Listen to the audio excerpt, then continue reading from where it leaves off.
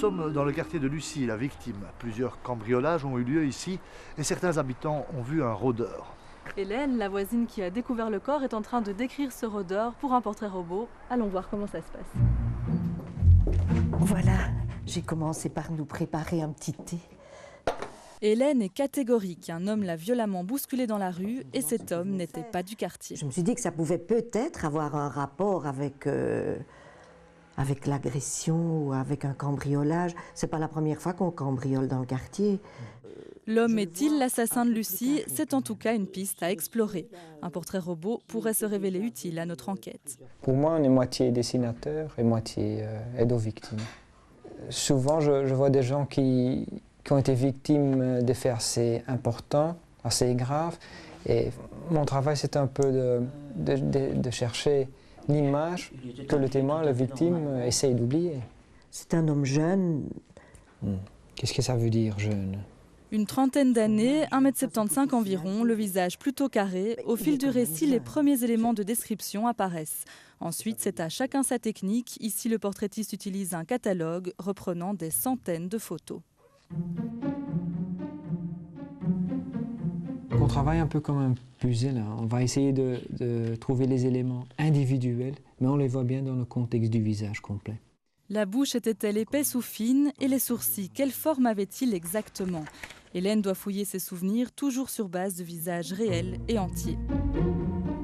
L'exercice est difficile, il ne peut réussir que si le témoin a vu la personne de face et de très près. 10 mètres, c'est déjà trop. Je pose pas de questions, très peu.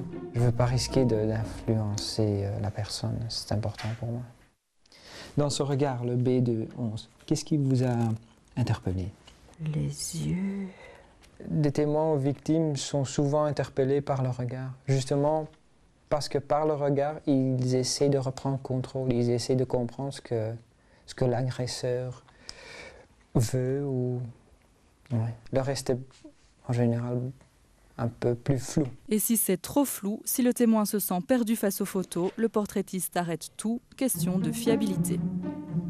Je montre le dessin, ça permet à la personne de reprendre un peu de contrôle aussi. Jusqu'à présent, qu'est-ce que vous en pensez? Le nez peut-être. Le nez, oui. Je ferai un peu plus épaté. Dessiner, effacer, dessiner encore, le portraitiste affine peu à peu son croquis en fonction des remarques d'Hélène. Au total, le dessin prend environ 1 heure.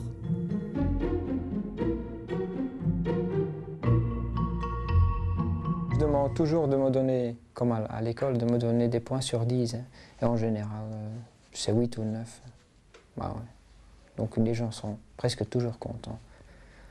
Pas uniquement du résultat, mais aussi du fait qu'ils ont eu l'occasion d'évacuer pas mal de choses perturbantes.